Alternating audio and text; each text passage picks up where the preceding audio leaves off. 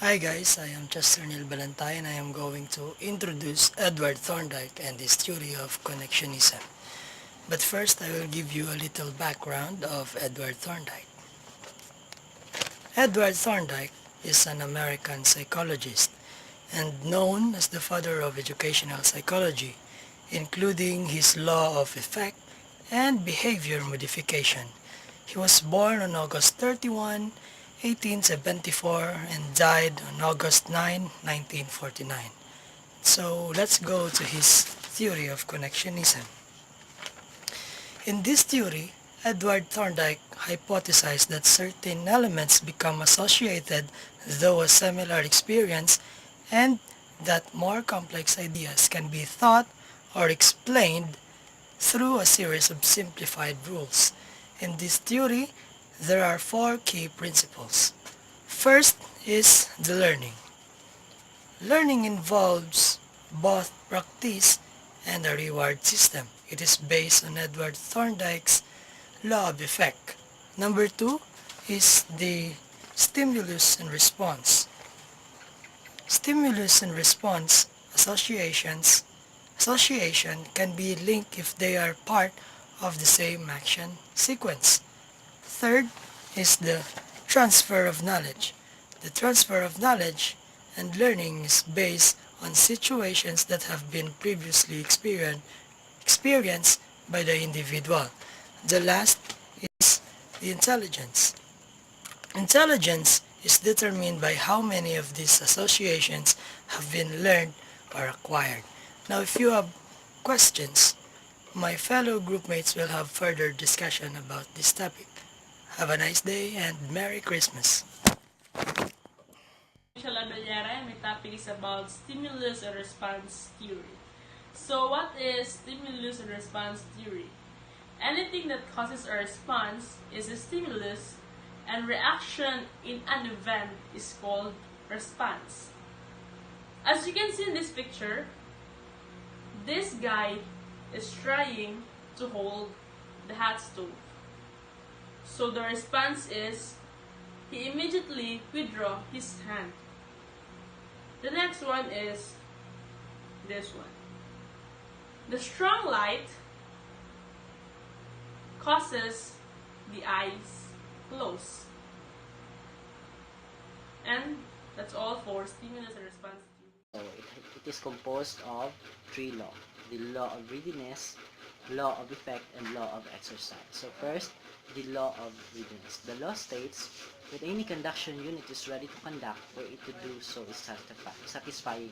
When conduction unit is not ready to conduct, for it to conduct is annoying.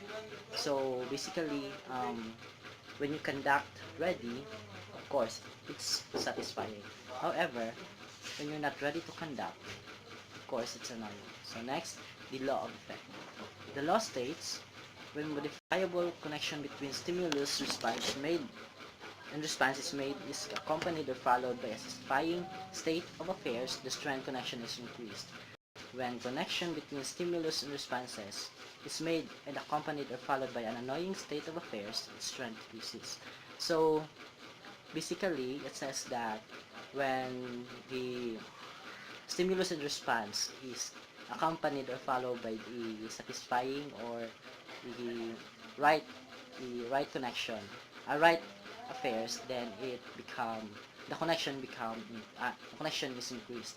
However, when the stimulus and response is accompanied or followed by an annoying affair state, the strength is decreasing. So next is the law of exercise. The law states any response to situation will, other things being equal, be more strongly connected with the situation in proportion to the number of times that's been connected with the situation and to the average figure duration of the connection. So it's tend to tell that in the law of exercise that it should have a proportion, or however what times has been connected, it has to be equal or proportion. So let's go to the subparts: the law of use and law of disuse. So law of disuse: when modifiable connection is made between situation and strand, connection strength is increased and practiced. So, in law of disuse states that when modifiable connection is not made between situation and response, during length of time, the connection is joint decreased. This means any act that is practiced for some time gradually decays. Volumes, Thorndike provided a formative culmination of his theory of learning in the form of three laws of learning. And these three laws has and these three laws were supplemented by five characteristics of learning. The secondary in scope and importance only to the laws of readiness, exercise, and effect. So the first characteristic of learning is multiple response or varied reaction, which is when faced with a problem, an animal will try one response after another until it finds success. The second is set or attitude. The responses that an animal will try and the results that it will find satisfying depend largely on the animal's attitude or state at the time. The take according to his age, hunger, vitality, sleepiness, and the like may be in one or another attitude toward the external situation. A sleepier and less hungry chick will, as a rule, be set less toward. Then movements when confined, its neurons involved in roaming, perceiving companions, and feeding will be less ready to act. Then it will not in popular language. Then the third one is partial activity or prepotency of elements. These certain features of a situation may be may be prepotent in determining a response than others and an animal. It is able to attend to critical elements and ignore less important ones. This ability to attend to parts of a situation makes possible response by analogy learning through insight. Then the fourth is assimilation. Assimilation, due to the assimilation of analogous elements between two stimuli and animal, will respond to a novel stimulus in the way it has previously responded to a similar stimulus. Thorndike's words, which is to any situations which have no special original or acquired response of their own.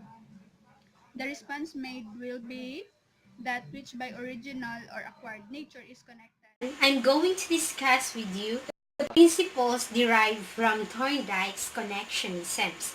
So these principles, learning requires both practice and rewards or effective and exercise. A series of SR connections can be chained together if they belong to the same action sequence or readiness. Transfer of learning occurs because of previously encountered situations. Intelligence is a function of number of connections learned. Next is relationship between the law of effect and the law of exercise. So, the law of exercise operates only in conjunctions with the law of effect. Practice alone is not enough for improvement of skills and behaviors. Example of this is child is practicing learning how to dance. So, implications to education. Students are more likely to learn if they are ready and it brings better results in learning. Students are likely experience being ready to demonstrate and not given a chance to do it. Disappointment will result to reluctance in learning is the student's part. Learning among students is not possible if they are forced to do so. They will just hate learning if force and authority will be applied. Many students will soon get interested in learning because they are forced to learn when they are not physically and mentally ready for it. Thank you.